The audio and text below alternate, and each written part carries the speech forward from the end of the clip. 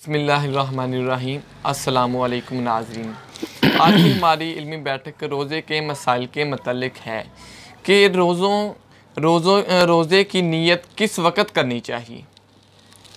بسم اللہ الرحمن الرحیم۔ رمضان المبارک کا خیر و برکت والا مہینہ اللہ پاک نے ہمیں عطا فرمایا ہے۔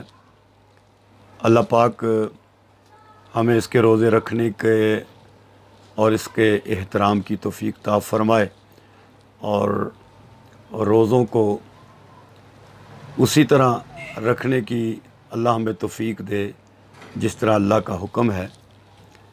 آپ نے سوال کیا ہے کہ رمضان کے روزے کی نیت کس وقت کرنی چاہیے۔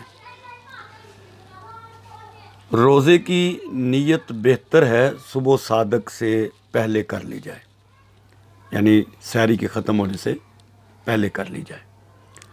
اور اگر صبح صادق سے پہلے رمضان کا روزہ رکھنے کی آپ کا کوئی ارادہ نہیں تھا، لیکن صبح صادق کے بعد آپ کا ارادہ ہوا کہ میں روزہ رکھ لوں، تو اگر آپ نے صبح صادق کے بعد کچھ کھایا پیا نہیں تو آپ جو نیت کی ہے تو آپ کا روزہ شروع ہو جائے گا۔ لیکن اگر آپ نے صبح صادق کے بعد کچھ کھا لیا تو اب روزہ نہیں رکھ سکتے۔ رات کو آپ اٹھے ہیں اور آپ نے کچھ نہیں کھایا، اٹھے آپ لیٹ ہیں، یعنی اذان ہو رہی ہے، اذان کے بعد آپ اٹھ گئے، اب آپ کا ارادہ کیا بنا کہ میں روزہ رکھ لوں، تو اگر آپ نے اس دوران کھایا نہیں تھا کچھ بھی تو پھر تو ٹھیک ہے، آپ روزہ رکھ سکتے ہیں۔ لیکن اگر آپ نے کچھ کھا لیا ہے تو پھر اب روزہ نہیں رکھ سکتے، یعنی سحری کے اختتام پر آپ نے کچھ نہیں کھایا تو آپ روزہ رکھ سکتے ہیں جی۔ اگر سحری کے اختتام پر آپ نے کچھ کھا لیا ہے تو پھر روزہ نہیں رکھ سکتے۔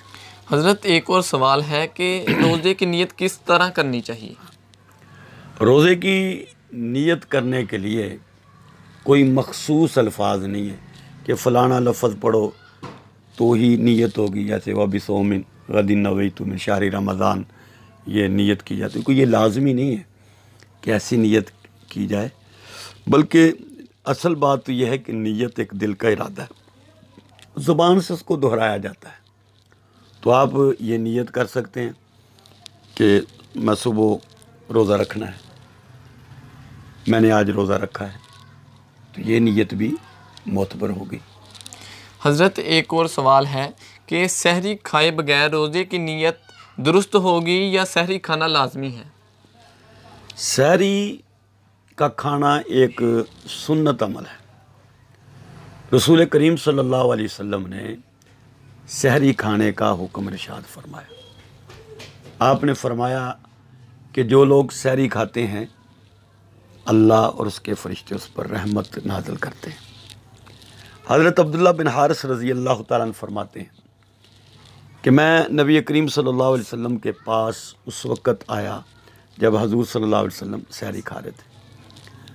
آپ نے مجھے فرمایا کہ آؤ سحری کھا لو، کیونکہ یہ برکت والی چیز ہے، اسے مت چھوڑنا۔ تو سحری کیونکہ ایک برکت والی چیز ہے تو اس کو سنت سمجھ کے کھا لینی چاہیے۔